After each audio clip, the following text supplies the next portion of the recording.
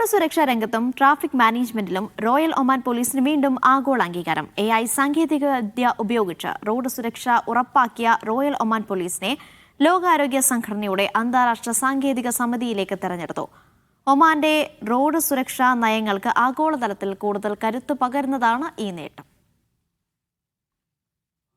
Artificial ഇന്റലിജൻസും advanced data അനലിറ്റിക്സും സമന്വയിപ്പിച്ച് road അപകടങ്ങൾ വൻതോതിൽ കുറച്ച റോയൽ ഒമാൻ പോലീസിന്റെ പ്രവർത്തനങ്ങൾക്കാണ് അംഗീകാരം ലഭിച്ചത്.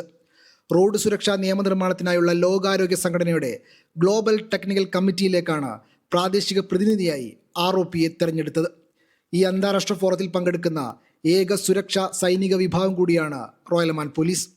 അടുത്തിടെ ഇന്റർനാഷണൽ റോഡ് ഫെഡറേഷൻ ഗ്ലോബൽ അവാർഡും ഒമാനെ തേടിയെത്തിയിരുന്നു. ട്രാഫിക് നിയന്ത്രണത്തിനും അപകടങ്ങൾ കുറക്കുന്നതിനും സ്മാർട്ട് സാങ്കേതികവിദ്യകൾ ഫലപ്രദമായി ഉപയോഗിച്ചതിനായിരുന്നു പുരസ്കാരം.